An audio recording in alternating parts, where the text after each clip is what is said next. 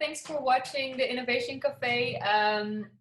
We're a networking event, normally with drinks and always a note in content, either in talks, presentations, discussions. But right now we're online, and I hope you all just saw the presentation by Robert Guilleaume. He's here today to answer some questions. So if you have any, please put them in the chat. I will read them out to him, and yeah, we'll get to them as soon as possible. Also, if you want to rewatch this afterwards, it will be recorded, so we will share it on our website afterwards. I will put the link in the chat for everyone to see. There you go.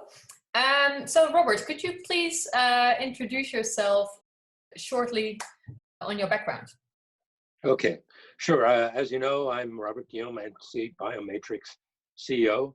We're a spinoff from the TU in Eindhoven, so that's how the connection came to you guys at the Innovation Cafe.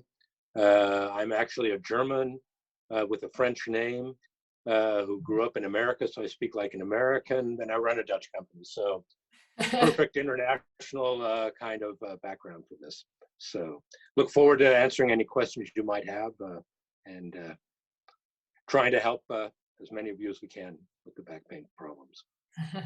Great. Can you, first off, can you elaborate a bit on how the idea for this technology actually came into being?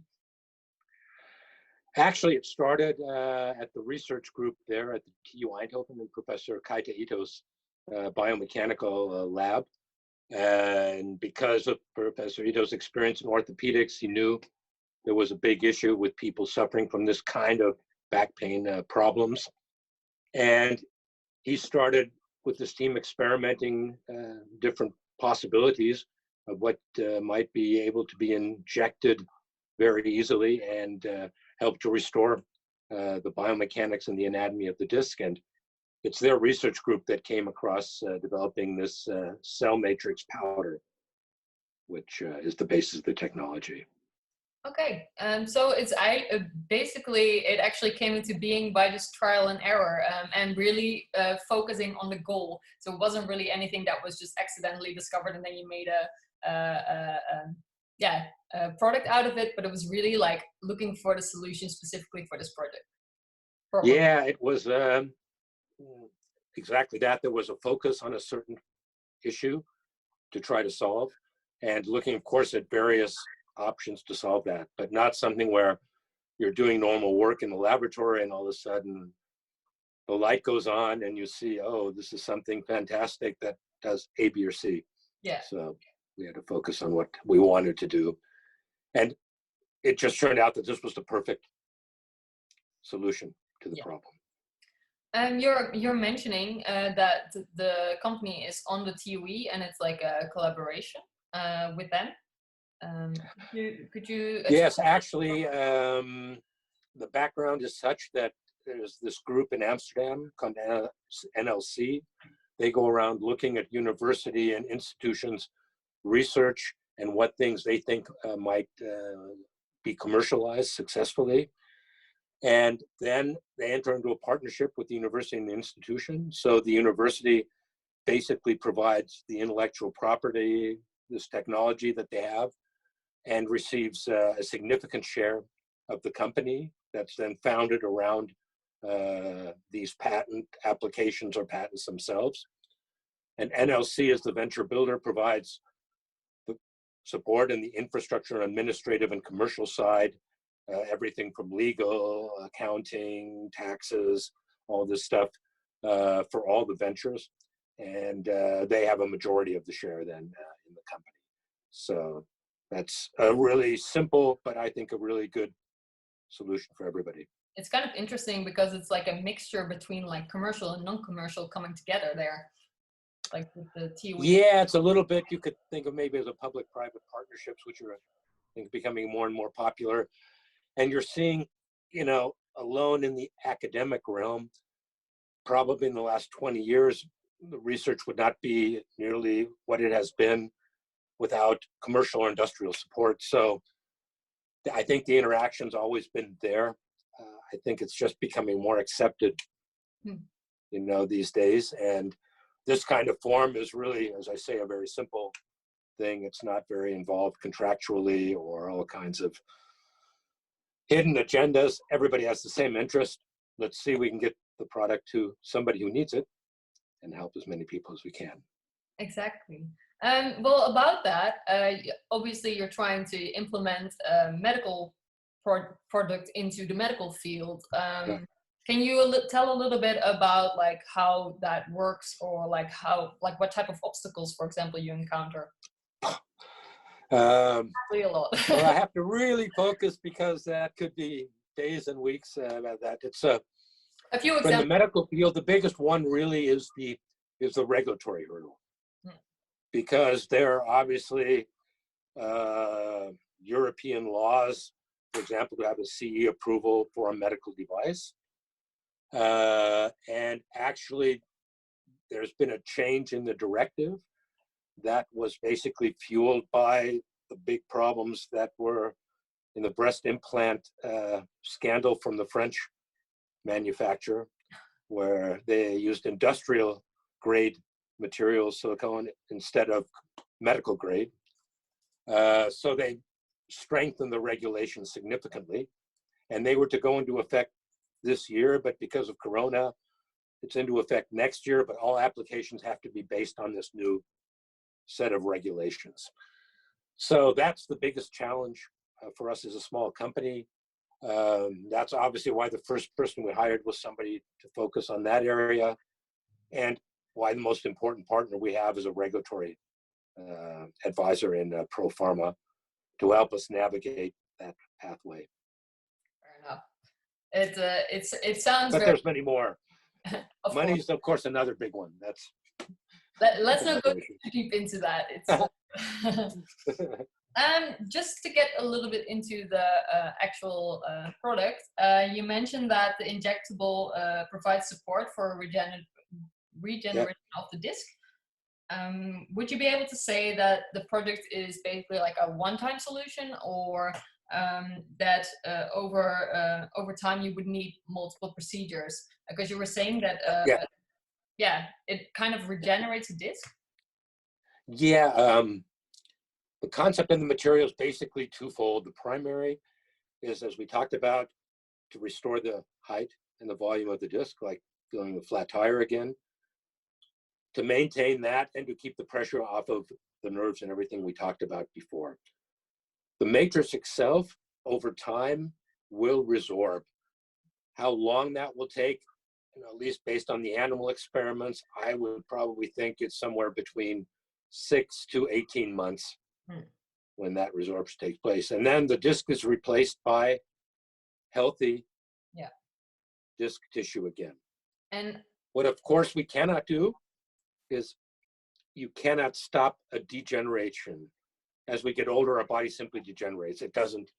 We can't stop that or reverse that, but you might think of it as a reset.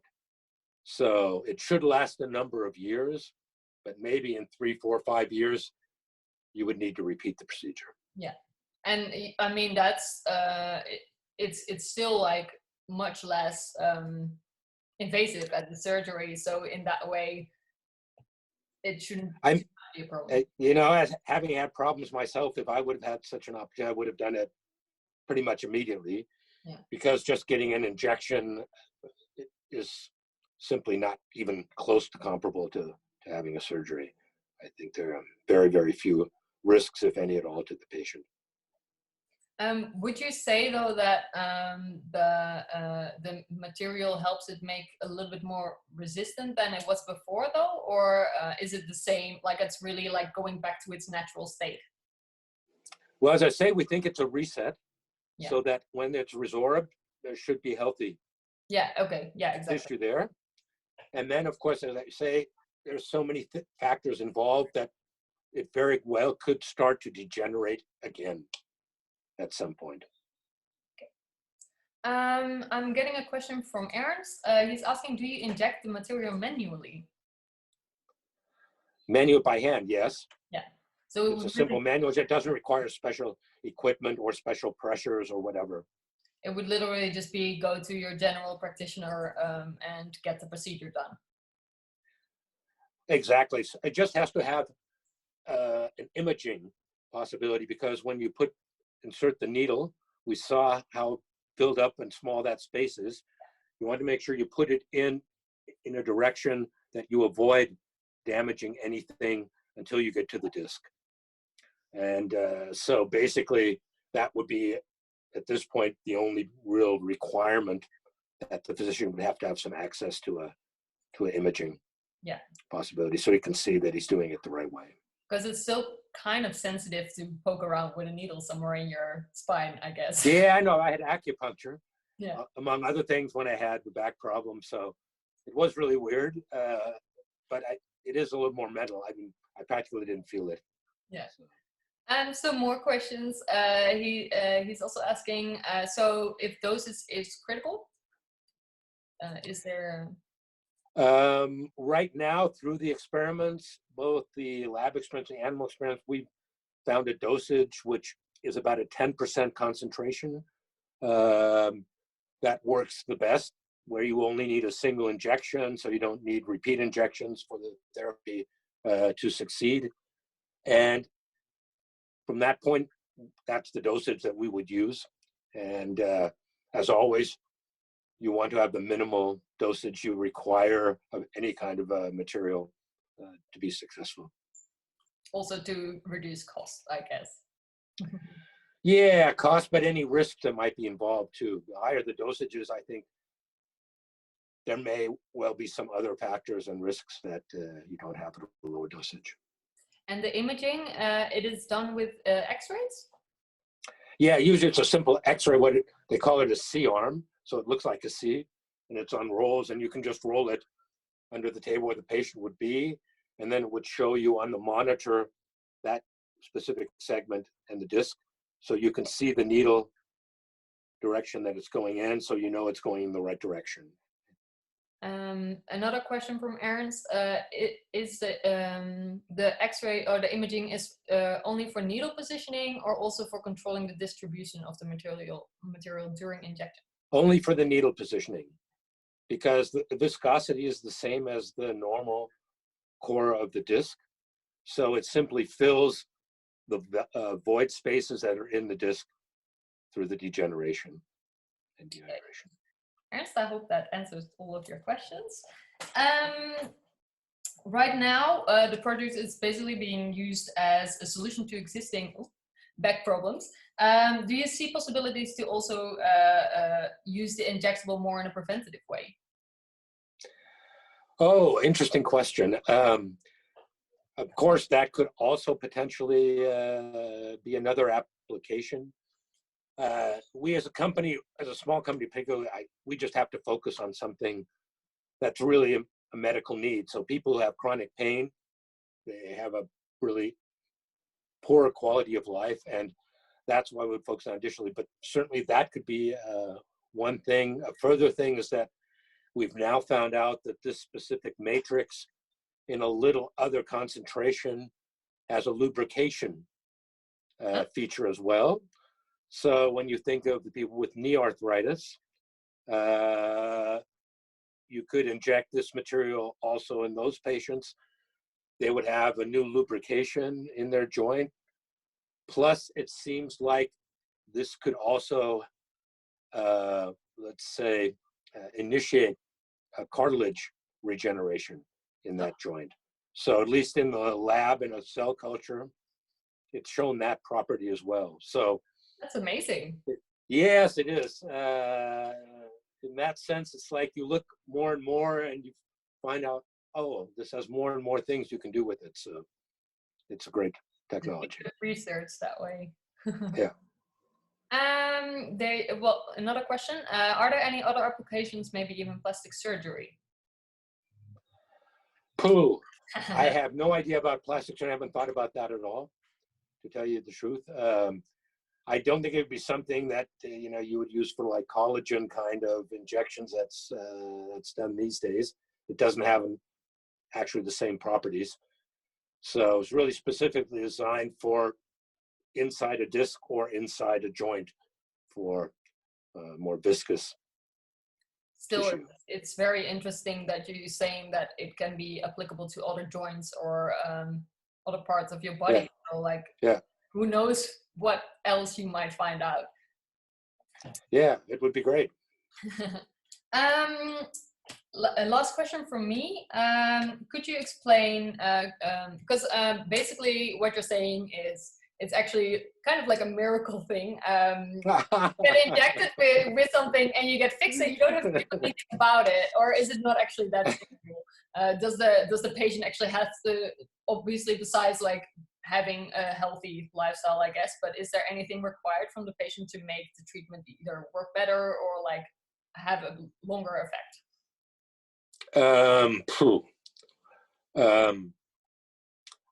There's nothing that we can say the patient has to behave in a certain way, or with some things you need to follow a certain rehabilitation program after you've had some kind of intervention.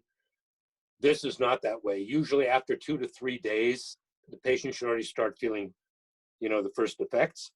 And in fact, as with all joints, normal movement is only good.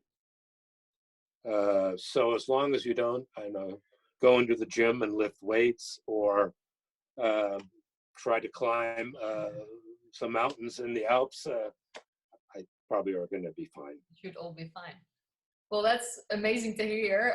I can't wait, honestly, for it to actually arrive.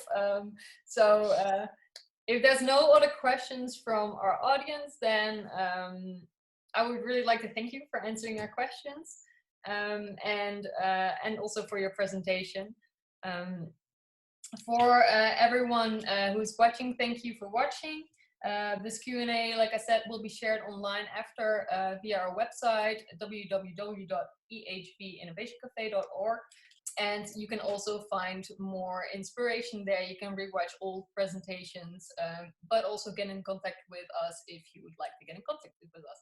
So once again, thanks for watching, and we hope to see you next week.